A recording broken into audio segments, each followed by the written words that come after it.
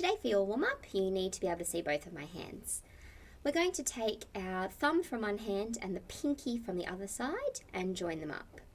Next, take the ring finger and index finger and join them up.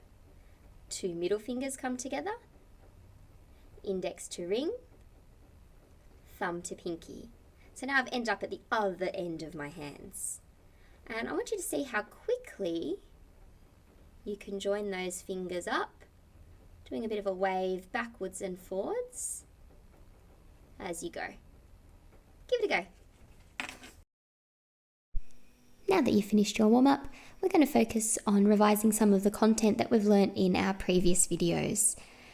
So I especially want you to be thinking about the areas that you have done some self-correcting in, if you know that there was a particular join type that you had trouble with. And you'll know you've been successful today if you have done those self-assessments during the term, you've gone back to some of those videos and revised, or you've rewound while you've been doing them and done some revision to try and practice more, and you've started to see an improvement in your handwriting skills. So we're going to go straight into our practice today.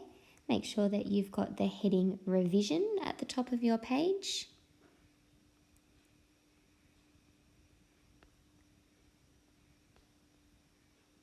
Don't forget to underline it and add the date. Once you've got your page ready, the first thing that we learnt about was slope. So whether or not you have a slope card underneath your page, I want you to go to your first line and practice a row of letter L's using the correct slope.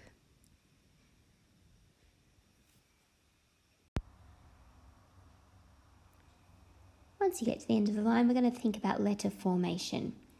Now, we're not going to do a whole row of the alphabet again, but if you know that perhaps some of your letters are starting from the bottom, like a letter E going that way, or if your letter B was starting from the middle and going up this way, if you know that there's some letters that perhaps you've noticed during the videos aren't going the right way, then I suggest you go back into the catalogue, have a look through, find the one on letter formation and start that one again.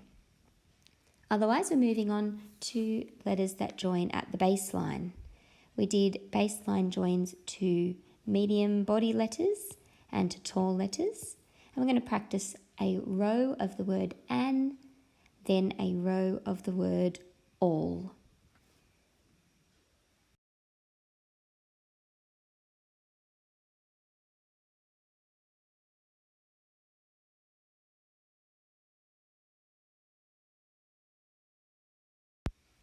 Don't forget that you should be concentrating still on your slope, finishing off with an exit flick.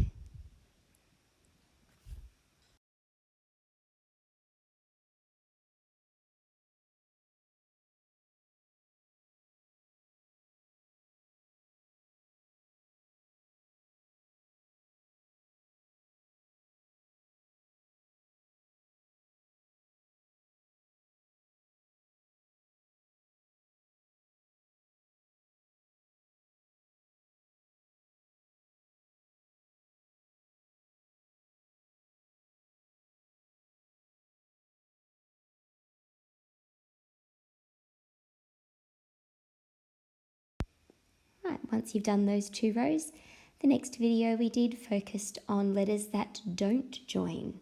To practice some of those, especially P, B and S, we're going to write a row of the word absorption.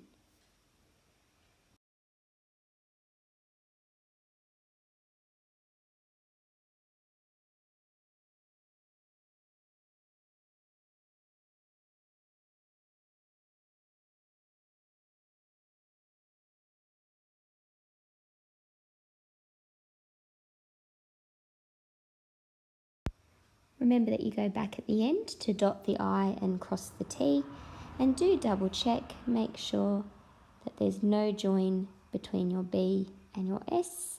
There's no join between the P and T. Oh, and no join between the S and the O.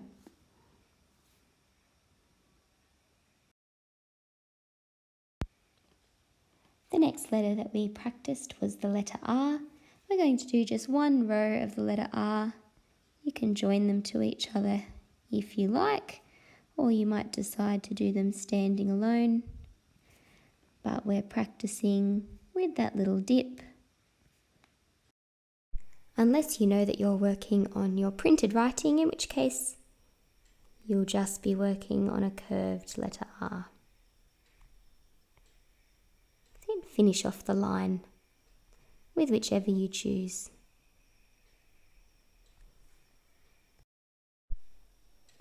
Lucky last, we looked at drop-in joins, and drop-in joins are where one letter comes up, and instead of sort of joining and tracing back over, as that letter comes up, your pen lifts just a little off the page, comes to a new spot just like there, scoops around to finish the letter. So they look like they're joined, but your pen did a little skip over the page.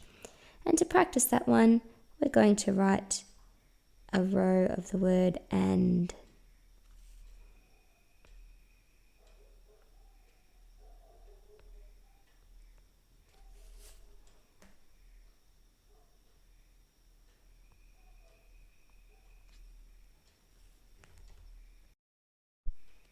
So now is a really good time to stop and self-assess. I can see that I'm happy with some of my efforts over here with my baseline joins to tall letters. My non-joining letters, pretty good too. I didn't have any instances where, for example, I was joining through the middle of letters like this. So I'm happy with those. My letter R is not too bad.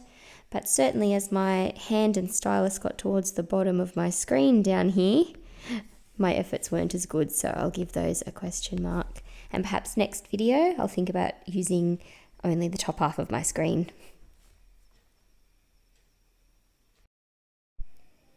Today for your paragraph, you're going to need to go and find a book. It might be something that you're reading already, or you might choose something off the shelf. But you'll need something that you can choose a paragraph out of. So I've chosen here a book called A Long Walk to Water, fabulous read that tells a dual narrative that follows two different children as they're fighting for their future in the country of Sudan. So pause the video, go and find yourself a book, then come on back. Great, once you're back, you're going to choose your paragraph and begin writing. Now, you wouldn't need any more than, say, roughly 100 words or one short paragraph, but I would rather see 2 or 3 really well done lines than one rushed paragraph. So depending on how much time you have, make the decision about how much writing you're going to do. So on this one, if I was going to start up here, where the story begins with going was easy, I'd come over to my page and just begin. I'd make sure that I was copying the punctuation, capital letters, full stops, etc. as well.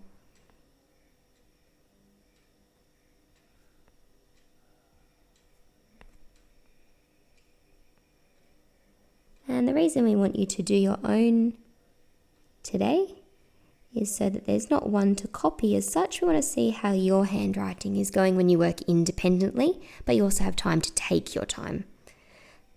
So I'm going to pause there. You pause the video too and work on your paragraph. And welcome back. Hopefully now you have a whole paragraph of writing done, a lot more than I have here. To finish off, we're going to do some self-assessment, and as well as our usual ticks and question marks, I want you to think about, there they are, the levels of understanding that we have up on our wall. So not so much about being confused, but if you know that your handwriting is still at that printing level, if it's still a little bit difficult for you to do or difficult for people to understand, you might give yourself a 1 or a 2. If you think that your handwriting is absolutely beautiful, you get lots of compliments on it, and you feel confident being able to tell people how to join different letters, you might be working at a little level 5. So as well as as well as doing your self-assessments, going through looking for words that you've done really well, things you might need to work on. Also, give yourself a score, something like just a circle with your score in the middle would be really useful. And thanks for watching.